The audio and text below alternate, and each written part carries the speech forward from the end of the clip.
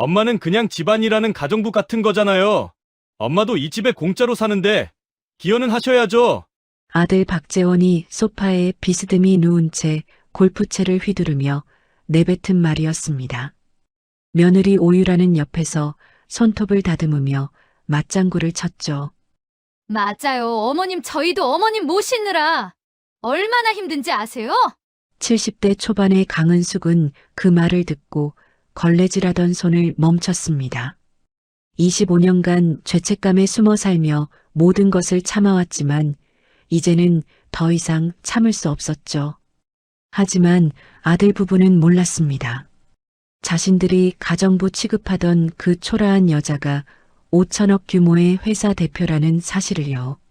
과연 진실이 밝혀지는 순간 아들 부부에게는 어떤 일이 벌어질까요? 시청 전에 구독과 좋아요 꼭 부탁드립니다. 영상 제작에 큰 힘이 됩니다. 어머님, 화장실 변기 물 때 좀 제대로 닦아주세요. 지난번에도 말씀드렸잖아요. 며느리 오유라의 날카로운 목소리가 거실에 울려 퍼졌습니다. 강은숙은 무릎을 꿇고 욕실 바닥을 닦던 손을 멈췄죠. 70대 초반의 나이에도 허리는 꼿꼿했지만 얼굴엔 지친 기색이 역력했습니다. 알겠다. 은숙이 힘없이 대답했어요. 그리고 좀 이따 제 친구들 올 건데 거실 먼지 한 톨도 없이 깨끗하게 해주시고요. 과일도 예쁘게 깎아서 내주세요. 유라가 거실 소파에 앉아 매니큐어를 바르며 명령조로 말을 이었습니다. 그녀의 목에는 수백만 원짜리 목걸이가 걸려 있었고 손목에는 명품 시계가 번쩍였죠. 은숙은 대답 대신 고개만 끄덕였습니다. 서울 강남의 초호화 주상복합 아파트 거실에서 물소리만이 공허하게 흘러나왔어요. 200평이 넘는 이 집은 마치 호텔 스위트룸처럼 화려했습니다. 하지만 은숙에게 주어진 공간은 창문도 없는 구석의 작은 창고방이었죠.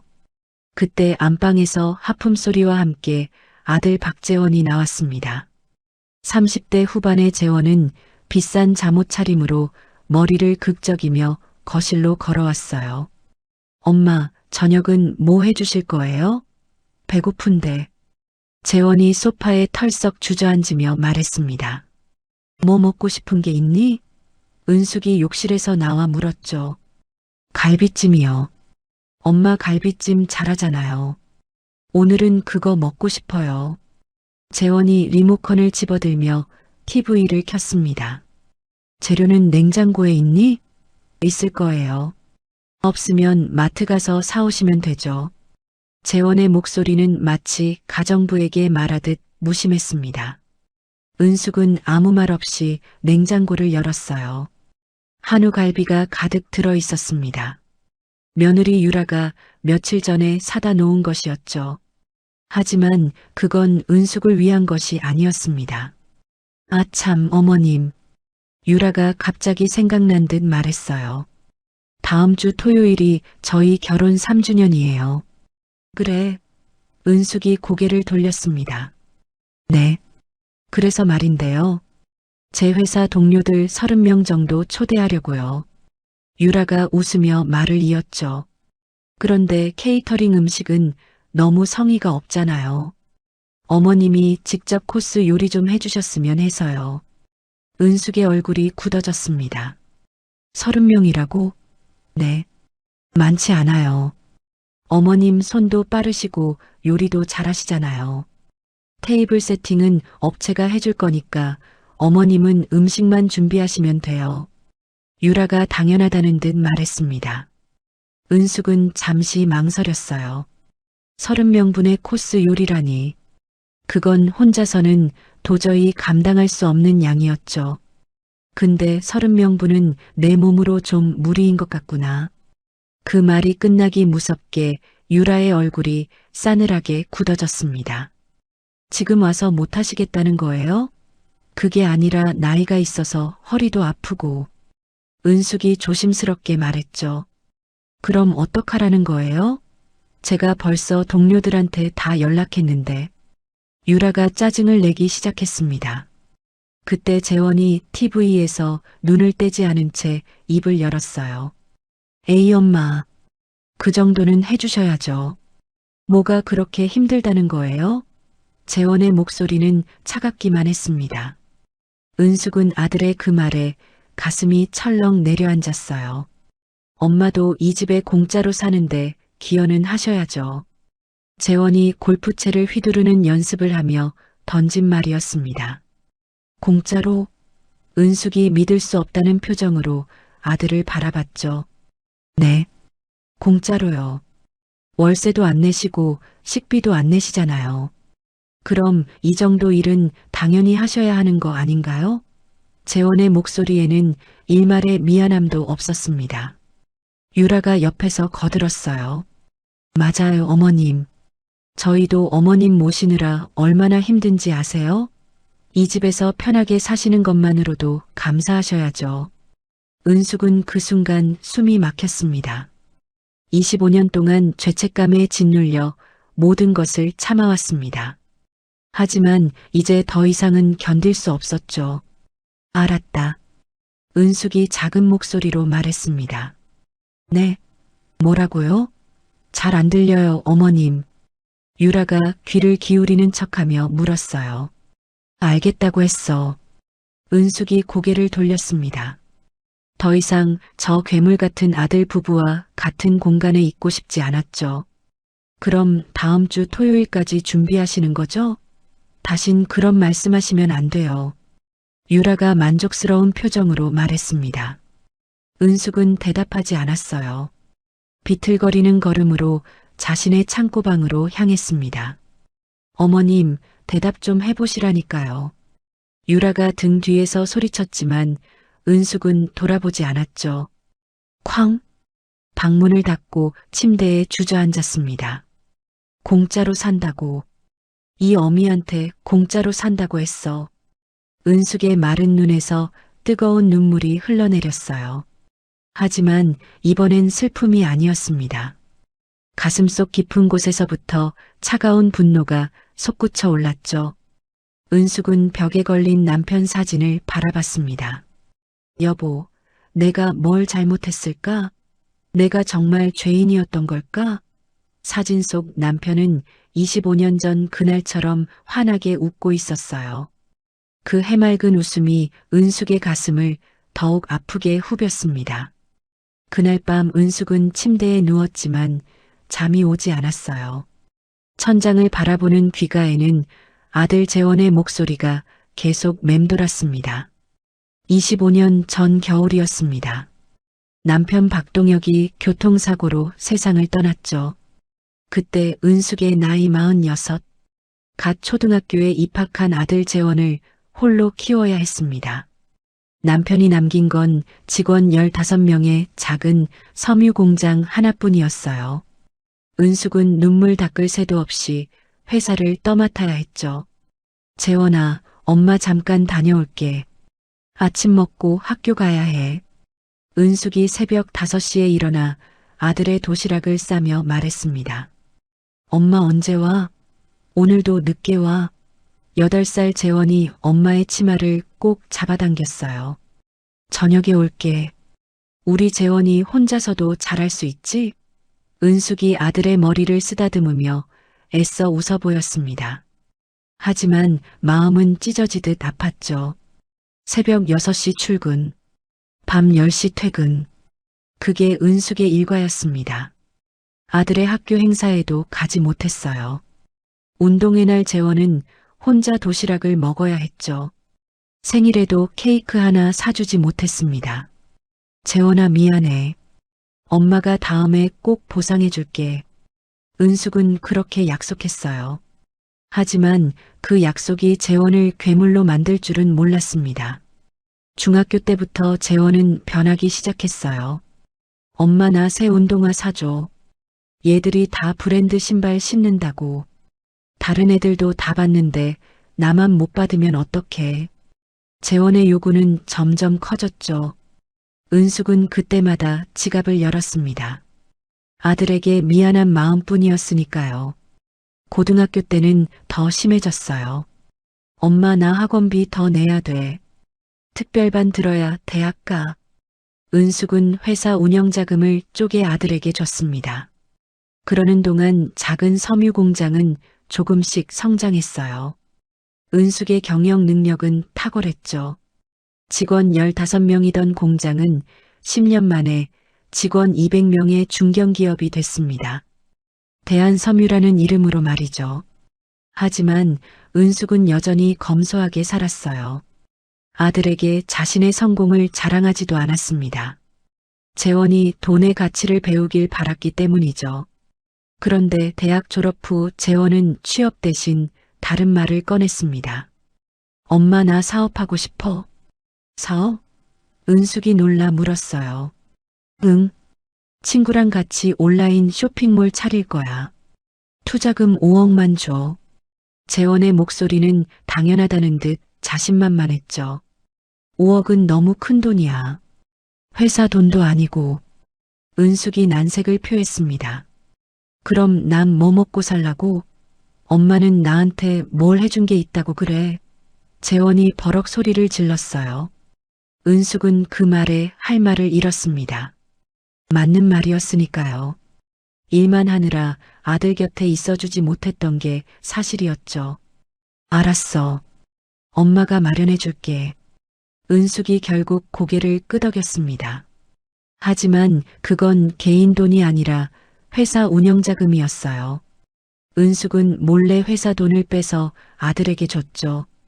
죄책감 때문이었습니다. 재원의 사업은 1년 만에 망했어요. 친구가 돈을 들고 잠적했기 때문이죠. 엄마 미안해. 내가 사람을 잘못 봤어. 재원이 고개를 숙였습니다. 괜찮아. 다시 시작하면 돼. 은숙은 아들을 위로했어요. 하지만 재원은 돈을 갚지 않았습니다. 대신 또 다른 요구를 했죠. 엄마 나 결혼하려고. 여자친구 집이 강남인데 체면 좀 세워줘야겠어. 결혼 자금 3억만 더 줘. 재원의 요구에 은숙은 또다시 회사 돈을 빼야 했습니다. 그렇게 총 8억 원이 아들에게 건너갔어요. 하지만 재원은 그게 회사 돈인 줄도 몰랐죠. 결혼 후 재원 부부는 처가에서 마련해준 강남 아파트에서 살았습니다. 은숙은 여전히 회사 근처 작은 빌라에 살았어요. 그런데 1년 전 재원이 은숙을 찾아왔죠. 엄마 우리랑 같이 살자. 은숙은 깜짝 놀랐습니다. 정말? 응. 엄마 혼자 그 좁은 빌라에서 사시면 안 되죠. 재원의 말에 은숙은 눈물이 날 것 같았어요. 아들이 자신을 생각해 주는 것만으로도 고마웠습니다. 하지만 현실은 달랐죠. 재원 부부가 은숙을 데려간 이유는 따로 있었습니다. 무료 가정부가 필요했던 거예요. 은숙에게 주어진 방은 창문도 없는 창고방이었습니다. 그리고 그날부터 끝없는 노동이 시작됐죠. 어머님 청소 좀 해주세요. 어머님 빨래 좀 돌려주세요. 어머님 저녁 준비 좀 해주세요. 유라의 명령은 끝이 없었습니다. 재원은 그저 방관할 뿐이었어요. 은숙은 모든 걸 참았습니다. 아들 곁에 있을 수 있다는 것만으로 만족했죠. 하지만 오늘 재원이 내뱉은 말은 달랐습니다. 공짜로 산다. 그 말이 25년의 세월을 송두리째 부정했어요. 은숙은 더 이상 참을 수 없었습니다. 이제 모든 것을 끝낼 때가 왔죠. 새벽 2시, 은숙이 침대에서 벌떡 일어났습니다. 더 이상 눈물은 흐르지 않았어요. 낡은 장롱으로 망설임 없이 걸어갔죠. 장롱의 맨 아래 삐걱거리는 서랍을 열었습니다. 오래된 옷들 사이에 먼지 쌓인 작은 자물쇠 달린 가죽 가방이 숨겨져 있었어요. 이제 그만해야지.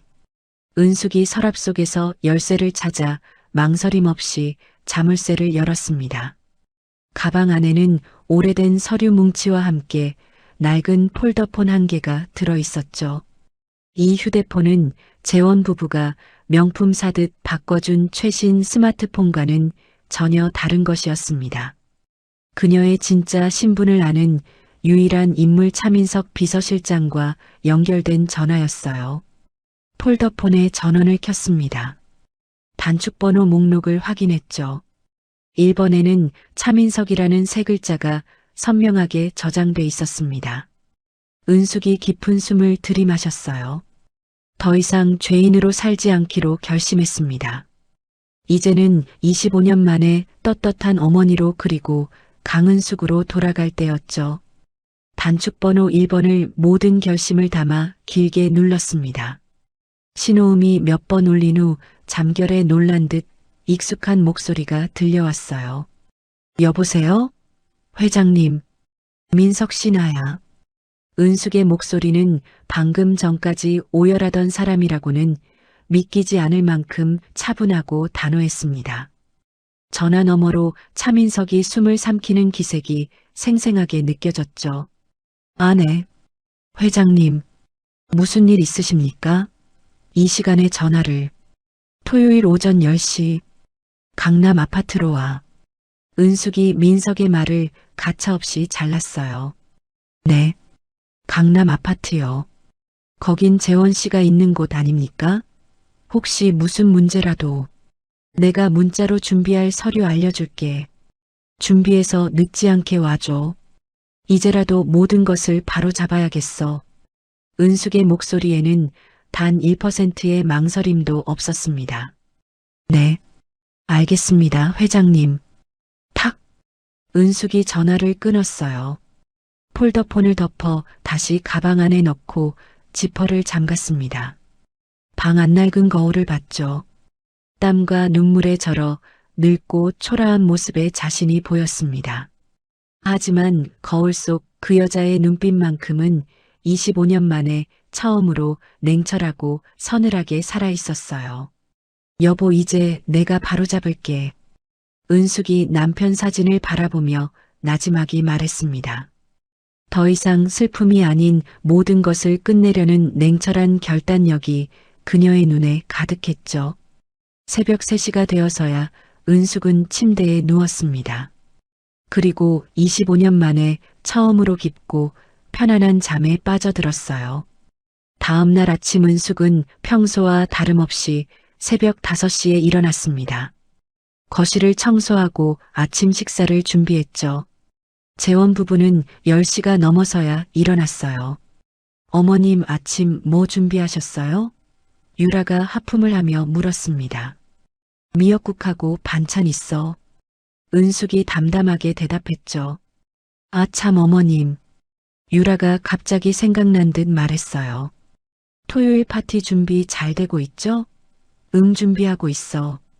은숙의 목소리는 평온했습니다. 그런데 은숙의 눈빛이 달랐어요. 유라는 그걸 알아채지 못했죠. 뭐 해드리면 되는 거예요? 메뉴는 정하셨어요? 재원이 식탁에 앉으며 물었습니다. 에피타이저부터 메인 코스까지 다 준비할게. 은숙이 말했어요. 오, 역시 우리 엄마. 기대되네요. 재원이 웃으며 밥을 먹기 시작했습니다. 은숙은 그런 아들을 바라봤어요. 마지막이야. 내게 해주는 마지막 식사야. 은숙의 눈빛이 차갑게 가라앉았습니다. 그날부터 은숙은 묵묵히 파티 준비를 시작했어요. 재료를 사고 메뉴를 짰죠. 30명분의 코스 요리. 결코 쉬운 일이 아니었습니다. 하지만 은숙은 흔들리지 않았어요.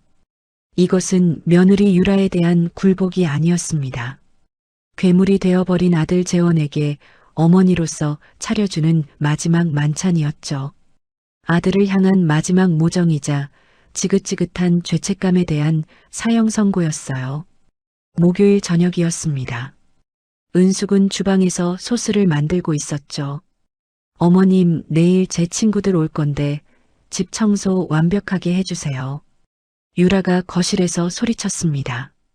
알겠어. 은숙이 대답했어요.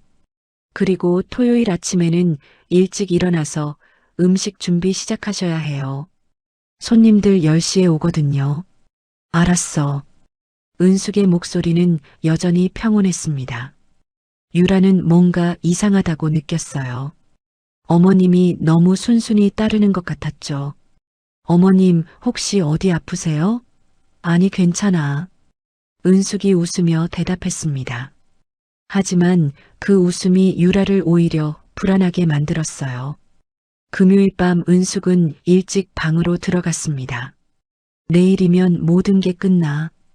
은숙이 창문 없는 방에 누워 중얼거렸죠. 25년간의 지옥이 드디어 끝나는 겁니다. 토요일 새벽 4시, 파티 당일 이른 어둠 속에서 은숙이 천천히 눈을 떴습니다. 이틀 동안 25년 만에 처음으로 깊은 잠을 잤지만 아직도 몸은 무거웠어요. 하지만 거울 속 자신의 모습은 그 어느 때보다 단호하고 차가운 표정이었죠. 25년 만에 처음으로 모든 것이 결정된 아침이었습니다. 은숙이 창고방을 나와 화려하지만 텅 빈 주방으로 향했어요. 후, 큰 숨을 들이마신 그녀가 낡은 앞치마를 둘러맸습니다. 묵묵히 냉장고를 열었죠. 30명분의 재료들이 산더미처럼 가득 차 있었어요. 이게 마지막이야. 널 위한 나의 밥상. 은숙이 혼잣말을 하며 거대한 소고기 덩어리를 꺼냈습니다. 이것은 며느리 유라에 대한 굴복이나 순종이 아니었어요. 괴물이 되어버린 아들 재원에게 어머니로서 차려주는 명백한 마지막 만찬이었죠. 아들을 향한 마지막 모정이자 지긋지긋한 죄책감에 대한 사형 선고였어요. 은숙은 거침없이 요리를 시작했습니다. 에피타이저용 연어를 손질하고 메인 요리용 소고기를 재웠죠. 샐러드용 채소를 정갈하게 씻고 디저트용 과일을 깎았습니다. 평소와 달리 은숙의 손놀림에는 분노나 슬픔이 아닌 서늘한 차분함만이 감돌았어요.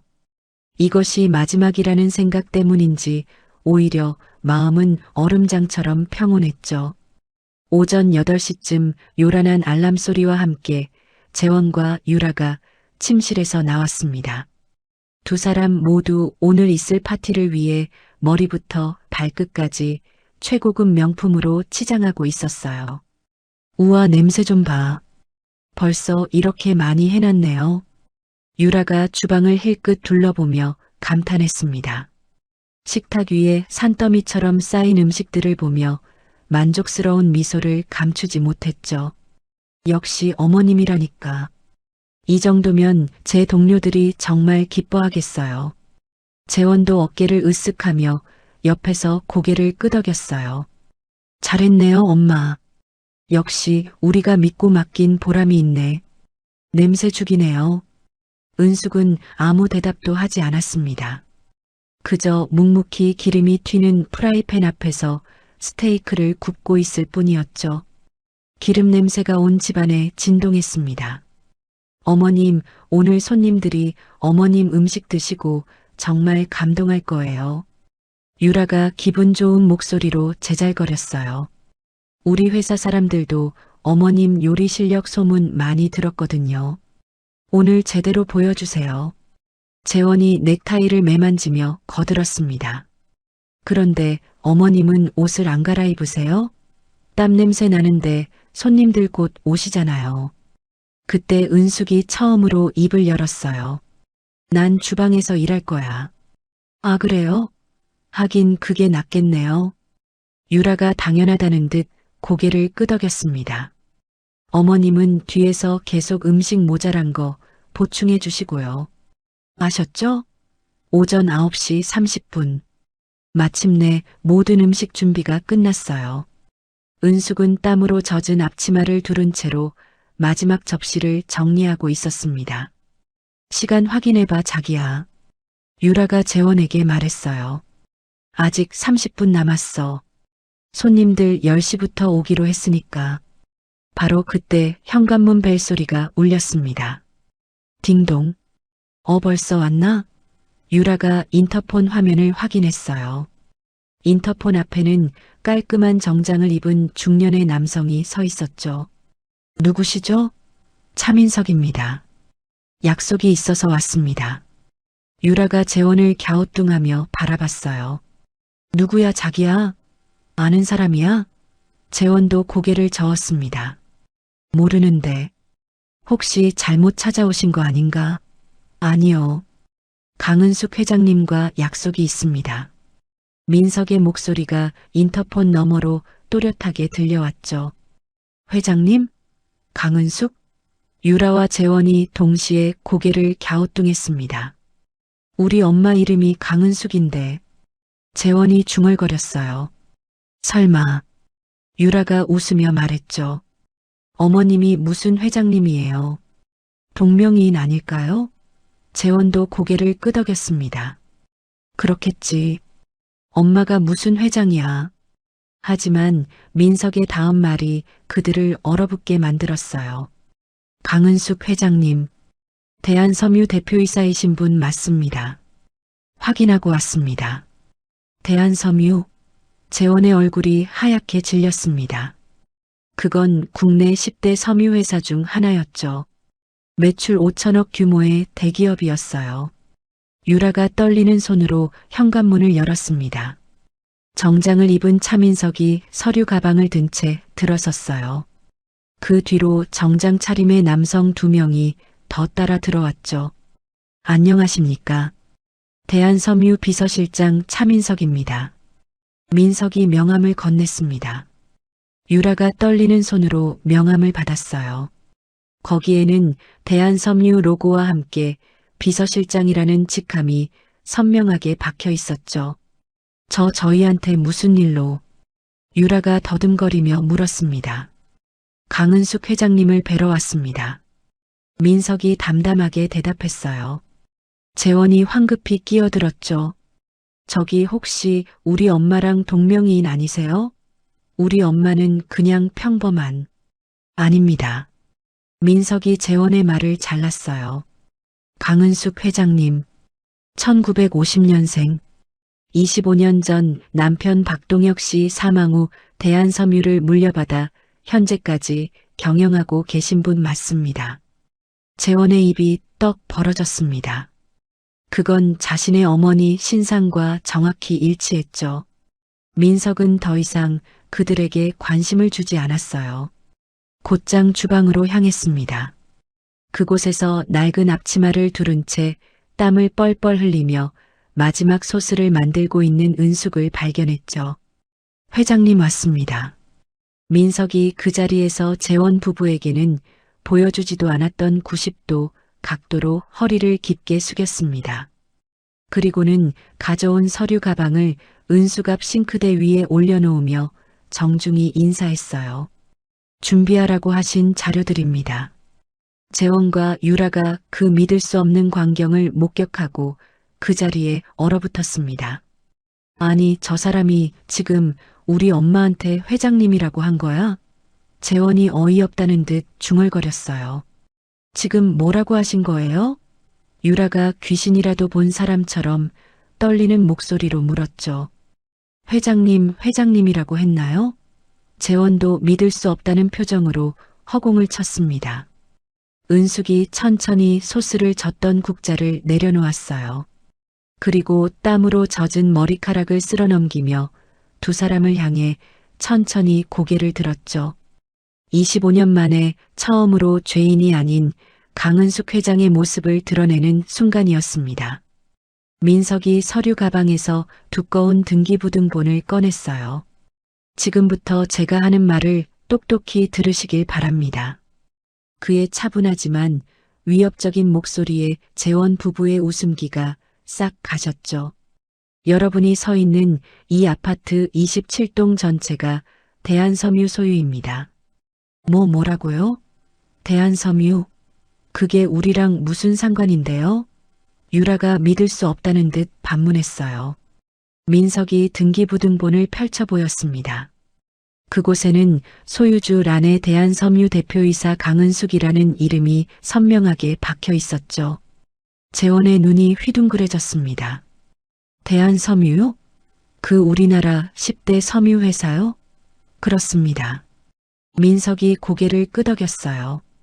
그리고 그 대한섬유의 지분 100%를 소유한 실소유주가 바로 민석이 은숙을 향해 손을 내밀었습니다. 여러분이 어머니라 부르는 이 강은숙 회장님이십니다. 그야말로 폭탄 선언이었어요.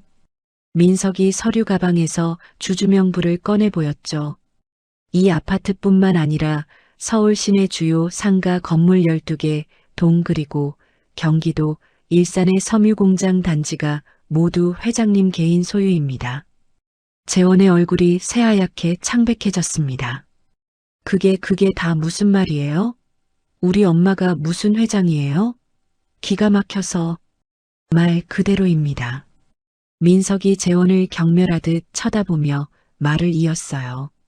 강은숙 회장님은 25년 전 남편분이 돌아가신 후 맨손으로 대한섬유를 일으켜 세우신 분입니다. 하지만 외아들인 재원 씨가 스스로 자립하길 바라며 모든 것을 숨기고 검소하게 살아오셨죠. 그때 은숙이 처음으로 입을 열었습니다. 동혁? 내 남편 이름이야. 은숙의 목소리에는 25년간 골마 터진 아픔이 담겨 있었어요. 남편을 잃은 죄책감 때문에 이 어미는 모든 걸 숨기고 살았어. 너라도 너 하나라도 제대로 키우고 싶어서. 은숙의 눈빛이 아들을 향했습니다. 내가 내 정체를 숨기고 작은 빌라에서 산 이유는 너가 내 재산에 의지하지 않고 네 힘으로 네 스스로 자립하기를 바랐던 내 마지막 기대 때문이었어. 재원은 할 말을 잃었어요. 그때 유라가 갑자기 미친 사람처럼 웃음을 터뜨렸습니다. 이게 무슨 막장 드라마예요? 어머님이 회장님? 그럼 이 아파트가 다 어머님 거라고요? 농담이 아닙니다. 민석이 엄숙하게 대답했어요. 이 200평 아파트도 이 건물 전체도 모두 회장님 것입니다. 재원은 자신들이 그토록 자랑스러워하며 친구들을 초대했던 이 최고급 주택이 실은 어머니 소유였다는 사실에 뇌가 정지한 듯했죠. 그럼 저희가 그동안 낸 월세가 엄마 통장으로 들어가고 있었다는 말이네요. 네, 그렇죠. 민석이 고개를 끄덕였어요. 근데 그 월세 6개월째 밀리고 계시더군요. 민석의 차가운 목소리가 거실에 울려 퍼졌습니다. 유라의 웃음소리가 그 순간 뚝 그쳤어요. 그뿐만이 아니죠. 민석이 두 번째 서류은행 거래 내역서를 펼쳐들었습니다. 몇 년 전 강은숙 회장님께서 재원 씨에게 사업 자금이라며 주신 5억 원, 그리고 결혼 자금 명목으로 주신 3억 원, 총 8억 원은 회사 운영 자금이었습니다. 유라의 얼굴이 하얗게 질리다 못해 파랗게 변했어요. 그 돈은 단 1원도 갚지 않으셨습니다. 재원 씨, 이건 명백한 횡령입니다. 횡령? 재원이 비명을 질렀죠. 친엄마한테 받은 돈인데 무슨 횡령이에요? 회사 자금입니다. 민석이 차갑게 대답했어요. 개인 돈이 아니라 법인 자금을 무단으로 사용하셨죠. 이건 엄연한 업무상 횡령에 해당합니다. 재원은 자신이 받았던 그 거액이 어머니의 개인 돈이 아니라 회사 돈이었다는 사실에 충격을 받았습니다. 그리고 더 큰 폭탄이 터졌어요. 그뿐만이 아닙니다. 민석이 세 번째 서류를 꺼냈죠. 월세 6개월 연체. 임대차 계약법에 따라 이는 즉시 계약 해지 사유입니다. 이미 며칠 전 내용 증명으로 법적 통보도 완료된 상태입니다. 안 돼요. 재원이 무릎을 꿇었어요. 월세는 곧 낼 거예요. 그럼 되는 거 아니에요? 무엇으로 내시겠습니까? 민석이 냉정하게 물었습니다. 재원 씨와 유라 씨 명의로 된 현금성 자산은 단 한 푼도 없습니다. 신용카드는 한도 초과 상태고요. 유라가 바닥에 주저앉았어요. 그럼 어떡하라는 거예요? 저희가 어디 가서 살아요? 그건 제 소관이 아닙니다. 민석이 시계를 확인했죠. 회장님, 손님들 곧 도착할 시간입니다. 은숙이 고개를 끄덕였습니다. 민석 씨 보안팀 불러줘. 바로 그때였어요. 딩동딩동. 요란하게 현관벨이 울렸습니다. 유라의 얼굴에 순간 화색이 돌았죠. 손님들 오셨어. 유라가 정신없이 말했어요. 어머님 제발 이 꼴은 일단 오늘은 그냥 넘어가요. 알겠죠? 딩동딩동. 벨소리가 그치지 않고 계속 울렸습니다. 민석 씨 문 열어. 은숙이 차갑게 명령했어요. 네 회장님. 민석이 현관으로 걸어가 문을 활짝 열었습니다. 그곳에는 유라의 회사 동료 대여섯 명이 화려하게 차려입고 기대에 찬 얼굴로 서 있었어요. 유라 언니 결혼기념일 축하해. 어머나, 이 집 진짜 대박이다. 웬일이야? 이런 데서 파티를 다 하고. 동료들이 웃으며 안으로 들어서려다 거실의 광경을 보고 그대로 얼어붙었습니다. 바닥에 주저앉아 눈물 콧물 범벅이 된 유라와 재원. 그들 앞에 땀에 젖은 낡은 앞치마를 두른 채 얼음처럼 서 있는 은숙. 그리고 그 옆을 지키는 정장 차림의 민석까지. 어머 유라야, 이게 무슨 일이야? 파티 시작한 거 아니었어?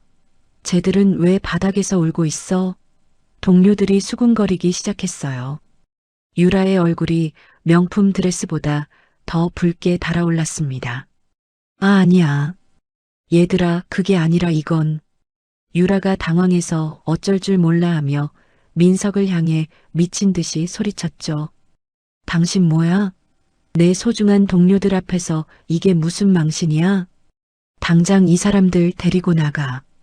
바로 그때였습니다.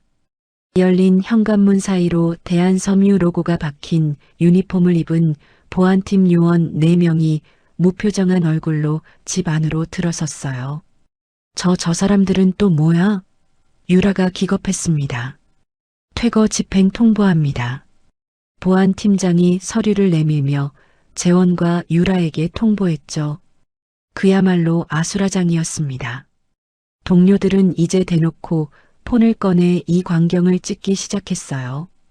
유라가 자신의 결혼기념 파티가 완벽하게 망가졌다는 사실에 이성을 잃었죠. 뭐 퇴거? 이 미친놈들이 여기가 어디라고 감히? 내가 이 파티 주인공이야. 유라가 보안팀 요원의 멱살을 잡으려 달려들었습니다. 당장 안 나가? 내 집에서 당장 나가. 민석이 그런 유라의 앞을 막아섰어요. 그의 목소리는 이제 한치의 온기도 없었죠. 오유라 씨. 뭐 오유라 씨? 이 집의 실소유주는 강은숙 회장님이십니다. 다시 한번 말씀드리죠. 유라가 동료들을 의식하며 악을 썼습니다. 웃기지 마. 이 사기꾼들아. 내가 이 집 보증금을 냈어. 내 친정 돈이 들어갔다고. 이건 엄연한 계약 위반이야.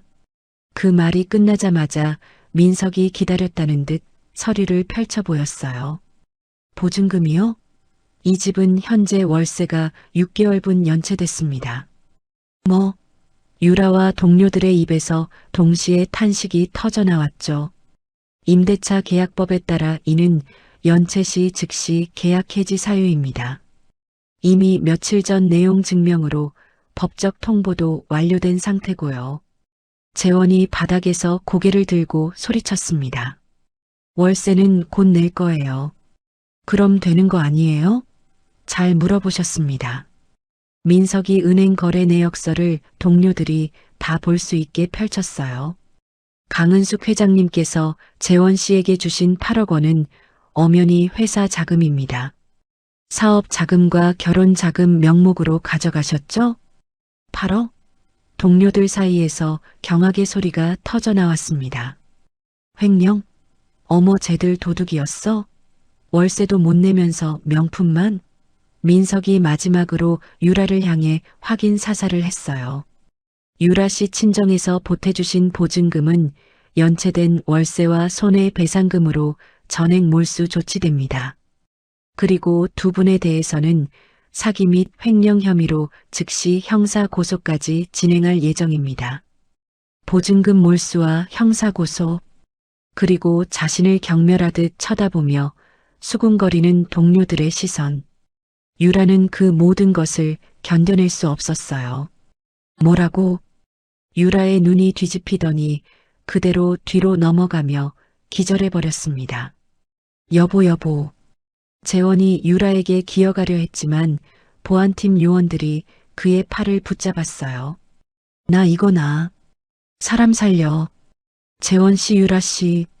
신분증 모든 소지품 압수합니다. 즉시 퇴거하십시오. 보안팀 요원들이 재원과 정신을 차린 유라를 양쪽에서 붙잡아 끌어내기 시작했죠. 재원이 마지막으로 은숙을 향해 절규했습니다. 엄마 내가 잘못했어요. 엄마 제발. 하지만 은숙은 아들과 단 한 번도 눈을 마주치지 않았어요. 그저 25년 만에 처음으로 창밖의 화창한 하늘을 바라보고 있었죠. 이게 재원을 위한 일이야. 여보. 은숙이 죽은 남편의 이름을 나지막이 불렀습니다. 아들 부부는 동료들이 지켜보는 가운데 신용카드차 키지갑까지 모두 압수당한 채 맨몸으로 쫓겨났어요. 그들이 유일하게 챙길 수 있었던 것은 동료들에게 과시하기 위해 입었던 그 값비싼 명품 옷뿐이었죠. 나. 엄마.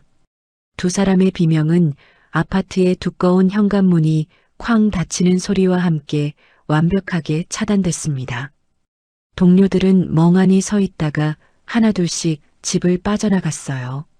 누구도 유라를 위로하지 않았죠. 그저 폰으로 찍은 영상이나 확인할 뿐이었습니다. 텅 빈 거실에 은숙과 민석만 남았어요. 은숙이 30년간 입어왔던 땀과 기름때로 얼룩진 자신의 낡은 앞치마를 바라봤습니다. 그녀는 망설임 없이 허리에 끈을 풀었어요. 그리고 그 앞치마를 마치 지긋지긋한 족쇄를 벗어던지듯 쓰레기통에 던져버렸죠. 25년 죄인의 삶이 드디어 끝나는 순간이었습니다. 은숙이 식탁 위에 가득 차려진 30인분의 음식을 바라봤어요. 민석 씨, 네 회장님, 이 음식들 전부 포장해서 어디로 보내실 겁니까? 동역재단으로. 은숙이 처음으로 죽은 남편의 이름을 슬픔이 아닌 평온한 목소리로 불렀습니다. 보육원 그리고 독거노인 센터로 따뜻할 때 보내줘. 알겠습니다, 회장님. 즉시 조치하겠습니다.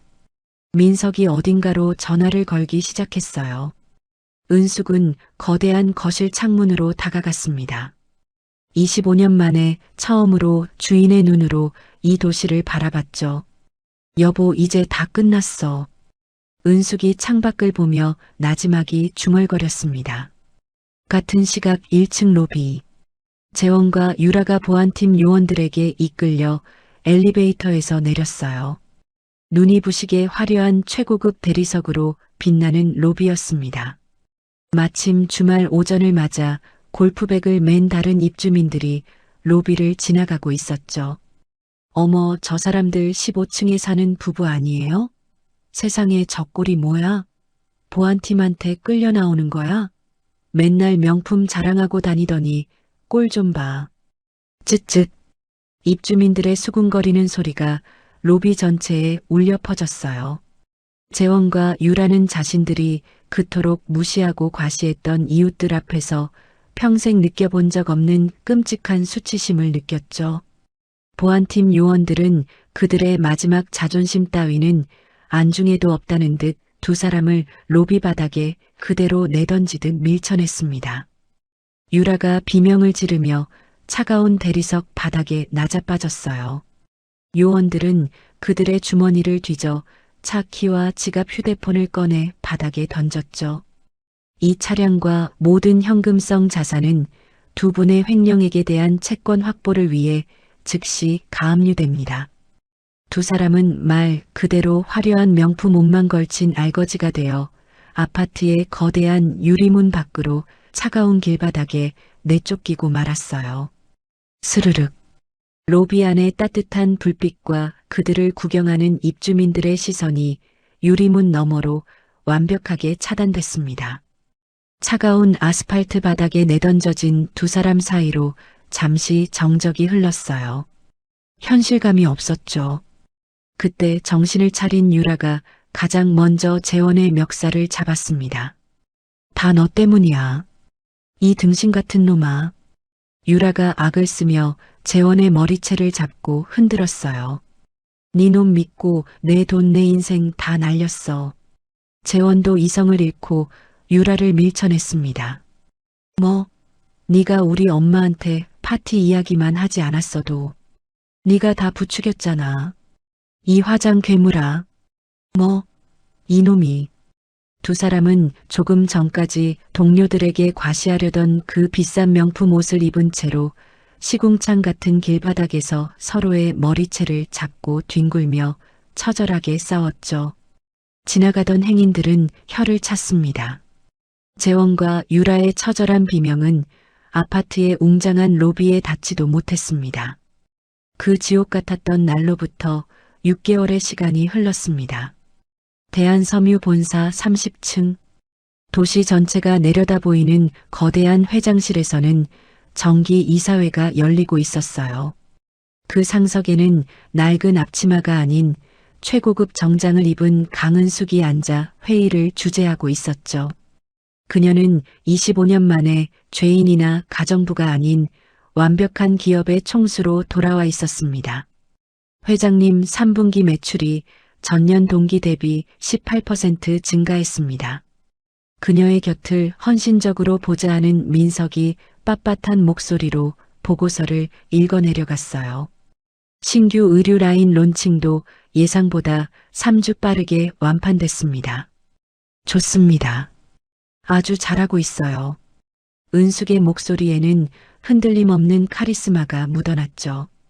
그리고 동역재단 운영 현황은 어떻게 되나요? 은숙이 회의에서 가장 관심 있는 목소리로 물었습니다. 그녀가 25년간 가슴에 묻었던 죽은 남편의 이름으로 만든 재단이었어요. 네, 회장님. 저소득층 청소년 300명에게 장학금을 지급 완료했고 독거노인 무료 급식소도 7호점까지 순조롭게 진행되고 있습니다. 훌륭해요. 예산은 아끼지 말고 지원 대상은 더 확대해 보세요. 은숙은 소외된 아이들과 노인들을 위한 기부 활동에 전념하고 있었죠. 자신이 지켜주지 못했던 남편에 대한 그리움을 이런 방식으로 승화시키고 있었던 겁니다. 회의가 끝난 후 은숙은 혼자 거대한 회장실에 남아 있었어요. 통유리창 너머로 6개월 전 자신이 쫓겨났던 그 아파트가 장난감처럼 작게 내려다 보였죠. 남편을 잃은 슬픔은 여전히 가슴 한편에 무겁게 묻혀 있었습니다. 하지만 25년 만에 처음으로 자신의 삶과 존엄을 되찾은 것에 대한 깊은 평온함을 느꼈어요. 여보, 내가 이제야 제대로 된 일을 하고 있어. 은숙이 창밖을 바라보며 나지막이 중얼거렸습니다. 한편같은 시각 서울 외곽의 허름한 고시원에서는 전혀 다른 풍경이 펼쳐지고 있었어요. 재원이 곰팡 내나는 3평짜리 좁아터진 방에서 컵라면, 물을 끓이고 있었죠. 재원의 행색은 6개월 전 명품을 휘감았던 모습이라고는 상상도 할 수 없을 만큼 초라했습니다. 도대체 이 구질구질한 방에선 언제 이사 갈 수 있는 거야? 재원이 플라스틱 젓가락으로 면발을 뒤적이며 독을 뿜듯 투덜거렸어요. 유라와는 이미 3개월 전에 이혼했습니다.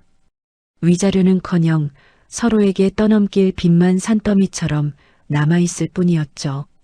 재원은 유신건설에 찾아가 엄마를 만나게 해달라고 몇 번을 울부짖었지만 그때마다 쫓겨났어요. 결국 재원은 모든 것을 잃고 난 뒤에야 허름한 동네 빵집에서 일을 시작했습니다. 하루 일당 6만 원. 태어나서 처음으로 제 손으로 돈을 버는 것이었죠. 야, 박씨. 반죽 좀 빨리 안 치냐? 손님들 기다리잖아. 빵집 사장이 고함을 치자 재원이 화들짝 놀라며 고개를 숙였습니다. 네, 죄송합니다. 바로 하겠습니다. 밀가루 묻은 앞치마를 두른 채 뜨거운 오븐 앞에서 땀을 흘렸어요. 비로소 제 힘으로 어머니에게 내뱉었던 그 공짜라는 말의 무게를 깨닫기 시작한 것이었죠. 처음 한 달은 지옥 같았습니다. 새벽 5시 출근, 밤 9시 퇴근.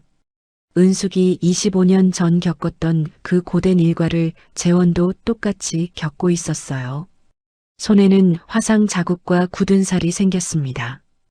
허리는 늘 아팠죠. 하루 종일 서 있어야 했으니까요. 밤에 고시원 방에 돌아오면 쓰러지듯 잠들었습니다. 하지만 이상하게도 재원은 조금씩 변하고 있었어요. 돈의 무게를 처음으로 느끼기 시작했죠. 하루 6만 원, 한 달이면 180만 원, 고시원 월세 35만 원을 내고 나면 145만 원이 남았습니다.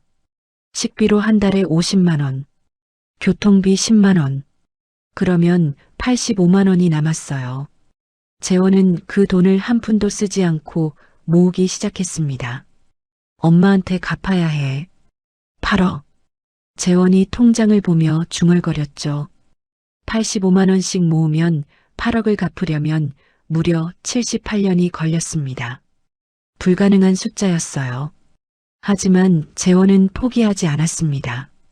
3개월이 지나자 빵집 사장이 재원을 불렀어요. 박시일 잘하네. 성실하고. 다음 달부터 정식 직원으로 채용할게. 월급 230만 원. 정말요? 재원의 눈이 반짝였습니다. 그래. 이 나이에 새로 시작하는 거 쉽지 않았을 텐데 기특해. 사장의 칭찬에 재원은 처음으로 자신의 노동에 대한 인정을 받는다는 게 이렇게 뿌듯한 것인지 깨달았죠. 감사합니다. 사장님, 열심히 하겠습니다. 재원이 90도로 허리를 숙였습니다.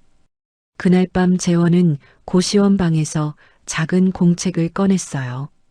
그리고 펜을 들어 글을 쓰기 시작했습니다. 엄마 미안해.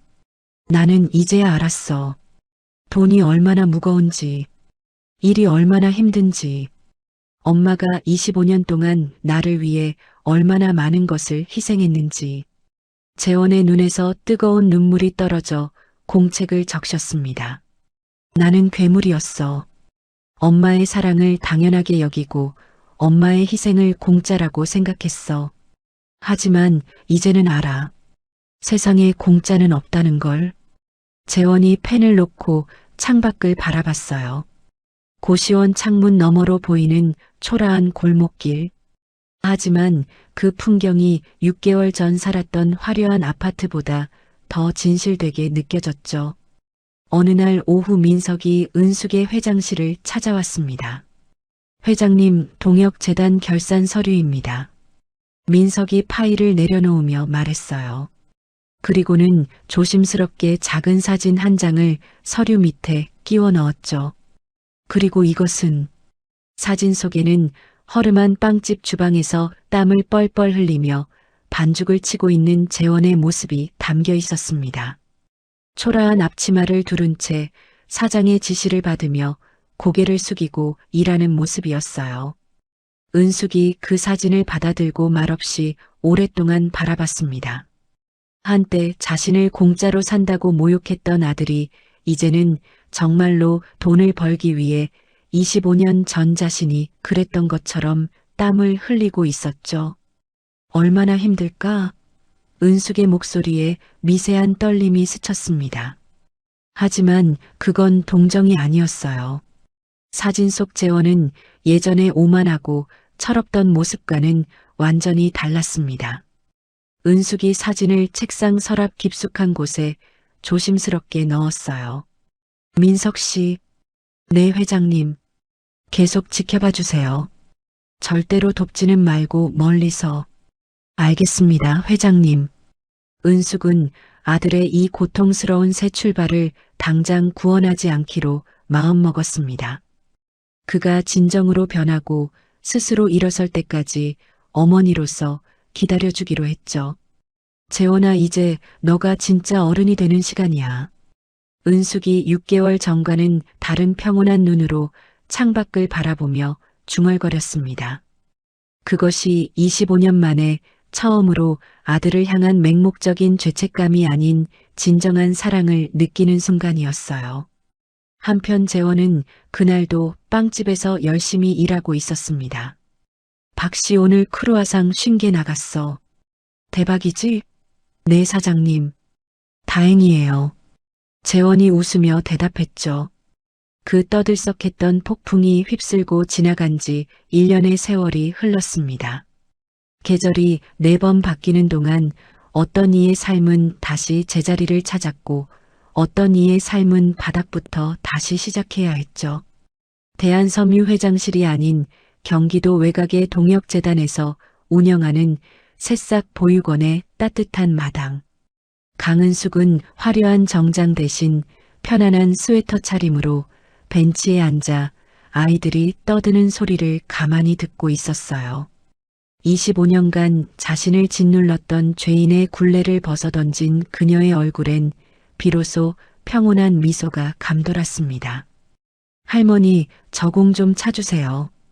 5살배기 아이가 달려와 은숙의 무릎에 매달렸어요. 그 모습이 25년 전 그날의 재원과 겹쳐 보였습니다. 그래, 우리 준호가. 이 할머니가 공 빵 차줄까? 은숙이 환하게 웃으며 아이의 머리를 쓰다듬어 주었죠. 그녀는 이제 회장님이라는 호칭보다 할머니라는 말을 더 자주 듣고 있었습니다. 그때 민석이 조용히 그녀의 곁으로 다가와 코트 주머니에서 작은 사진 한 장을 꺼냈어요. 6개월 전 그 사진이 아니었습니다. 회장님, 아니 이사장님, 재원 씨 소식입니다. 사진 속 재원은 여전히 허름한 빵집이었지만 기름때 묻은 앞치마가 아니라 깨끗한 제빵사 유니폼을 입고 있었어요. 오븐 앞에 서서 땀을 뻘뻘 흘리며 빵을 굽고 있었습니다. 눈빛이 예전처럼 흐리멍덩한 것이 아니라 무언가를 배우려는 듯 처절하게 집중하고 있었죠. 빵집 보조에서 얼마 전에 정식 제빵사가 됐다고 합니다. 유라 씨와는 결국 이혼 서류에 도장을 찍었고 지금은 고시원에서 벗어나 작은 원룸에서 지내고 있답니다. 여전히 힘들어하지만 처음으로 자기 힘으로 돈을 버는 뿌듯함을 느끼는 듯합니다. 은숙은 사진을 말없이 바라봤어요. 아들의 거친 손과 땀에 젖은 얼굴을 보니 가슴 한구석이 시큰했습니다. 하지만 25년 전처럼 눈물이 쏟아지지는 않았죠. 그래, 늦었지만 이제라도 알아서 다행이야. 연락 한번 해보시겠습니까? 민석이 조심스럽게 물었어요. 은숙은 고개를 저었습니다. 그리고 사진을 민석에게 돌려줬죠. 아니, 아직 멀었어. 저 아이는 이제 겨우 자기 밥그릇 하나 담는 법을 배운 거야. 25년을 엄마 돈으로 허상을 먹고 살았으니 앞으로 25년은 제 힘으로 진짜 밥을 벌어봐야지. 그게 내가 저 아이에게 해줄 수 있는 마지막 사랑이야. 은숙은 25년 동안 자식을 잃은 죄책감 때문에 살아남은 아들의 요구를 다 들어주는 것이 모성이고 속죄라고 믿었어요. 하지만 그 맹목적인 희생은 아들을 구원한 것이 아니라 스스로는 아무것도 할 줄 모르는 부모의 등골을 빨아먹는 괴물로 만들었을 뿐이었죠. 그녀는 공짜라는 잔인한 한마디에 무너져 내렸던 그날 밤을 기억합니다. 하지만 그 잔인한 말이 역설적이게도 그녀를 25년의 지옥에서 꺼내줬어요. 진정한 사랑은 모든 것을 다 해주는 것이 아니라 때로는 가장 차갑고 아픈 현실을 스스로 겪도록 모질게 손을 놓아주는 것임을 은숙은 그 기나긴 세월을 지나 비로소 깨달았습니다. 할머니 뭐해요? 빨리 공 차주세요. 아이의 재촉에 은숙이 비로소 현실로 돌아왔어요. 알았다, 요 녀석. 은숙이 벤치에서 일어나 아이를 향해 힘껏 공을 차줬습니다. 공은 푸른 가을 하늘 높이 날아올랐어요. 아이의 웃음소리가 마당 가득 울려 퍼졌죠. 같은 시각 서울 외곽의 작은 빵집. 재원은 오븐에서 각 구운 바게트를 꺼내고 있었습니다. 사장님, 오늘 빵 어때요? 재원이 조심스럽게 물었어요. 오박 씨, 오늘 겉은 바삭하고 속은 촉촉한 게 완벽한데 진짜 실력이 늘었어. 사장의 칭찬에 재원의 얼굴에 환한 미소가 번졌습니다. 감사합니다. 더 열심히 하겠습니다. 1년 전만 해도 재원은 칭찬이라는 것에 익숙하지 않았어요. 모든 것이 당연했으니까요. 하지만 이제는 달랐습니다. 자신의 노력으로 얻은 인정이 얼마나 소중한지 알게 됐죠. 퇴근 후 재원은 작은 원룸으로 돌아왔습니다. 월세 45만 원짜리 8평 원룸. 1년 전 200평 아파트에 비하면 초라하기 짝이 없었어요. 하지만 재원은 이 작은 공간이 자신이 번 돈으로 지키는 첫 번째 집이라는 게 자랑스러웠습니다. 냉장고를 열어 달걀과 파를 꺼냈어요. 간단하게 계란볶음밥을 만들었죠. 1년 전에는 요리라고는 라면도 제대로 끓이지 못했던 재원이었습니다. 하지만 이제는 달랐어요. 스스로 끼니를 해결할 줄 알게 됐죠. 밥을 먹으며 재원은 통장을 확인했습니다. 1년간 모은 돈 1,500만 원. 매달 월급에서 최대한 아껴서 모은 돈이었어요. 8억을 갚으려면 아직도 너무나 먼 길이었습니다. 하지만 재원은 포기하지 않았죠. 엄마 조금만 기다려. 내가 꼭 다 갚을게. 재원이 통장을 보며 중얼거렸습니다. 그날 밤 재원은 침대에 누워 천장을 바라봤어요. 1년 전 그날이 떠올랐습니다. 공짜로 산다는 말을 내뱉었던 자신. 어머니의 얼굴이 하얗게 질리던 그 순간. 재원은 그때 자신이 얼마나 끔찍한 괴물이었는지 이제야 깨달았죠. 엄마 미안해. 재원의 눈에서 뜨거운 눈물이 흘러내렸습니다. 그 눈물은 1년 전과는 달랐어요. 자신이 잃은 것에 대한 후회가 아니라 어머니에게 저질렀던 죄에 대한 진심 어린 참회였죠. 다음 날 아침 재원은 평소보다 30분 일찍 빵집에 도착했습니다. 사장님보다 먼저 와서 오븐을 예열하고 작업대를 깨끗이 닦았어요.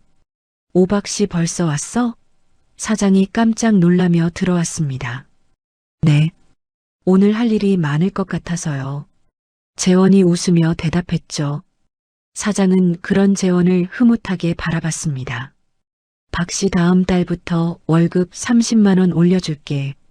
그리고 부점장으로 승진이야. 정말요? 재원의 눈이 휘둥그레졌어요. 그래. 1년 동안 지각 한 번 안 하고 성실하게 일했잖아. 우리 빵집도 손님이 많이 늘었고 다 박 씨 덕분이야. 감사합니다, 사장님. 재원이 깊이 고개를 숙였습니다. 그 순간 재원은 깨달았어요. 진짜 행복은 화려한 아파트나 명품 옷에 있는 게 아니라 자신의 노력을 인정받고 스스로 번 돈으로 살아가는 데 있다는 것을. 한편 은숙은 동역재단 보육원을 나와 회사로 돌아가는 차 안에 있었습니다. 민석이 운전하는 차 뒷좌석에서 은숙은 창밖을 바라봤어요. 회장님, 재원 씨가 부점장이 됐다고 합니다. 월급도 올랐고요. 민석이 백미러로 은숙을 보며 조심스럽게 말했죠. 그래. 은숙이 잠깐 미소를 지었습니다. 잘하고 있네. 언제쯤 만나보실 생각이십니까? 민석이 물었어요. 글쎄, 아직은 아니야. 은숙이 고개를 저었습니다. 저 아이가 진짜로 변했는지 좀 더 지켜봐야 해. 돈을 좀 벌었다고 다시 예전으로 돌아갈 수도 있으니까. 하지만 은숙의 목소리에는 더 이상 냉기가 없었어요. 오히려 따뜻한 기대감이 묻어났죠. 알겠습니다, 회장님. 차가 대한섬유 본사 앞에 도착했습니다. 은숙이 차에서 내려 빌딩을 올려다봤어요. 25년. 긴 시간이었습니다. 죄책감에 숨어 살고 아들을 괴물로 만들고 자신의 존엄을 잃었던 시간. 하지만 이제는 달랐죠. 은숙은 더 이상 죄인이 아니었습니다. 떳떳한 어머니였고 훌륭한 기업인이었어요. 그리고 무엇보다 자신을 사랑할 줄 아는 한 사람의 여자였습니다. 여보, 우리 재원이 잘 크고 있어. 은숙이 하늘을 올려다보며 죽은 남편에게 속삭였어요. 조금만 더 기다려. 그 아이가 진짜 어른이 됐을 때 내가 품에 안아줄게. 은숙이 빌딩 안으로 걸어 들어갔습니다. 그녀의 걸음은 25년 만에 처음으로 가볍고 당당했죠. 부모는 자식에게 모든 것을 주고 싶어 합니다.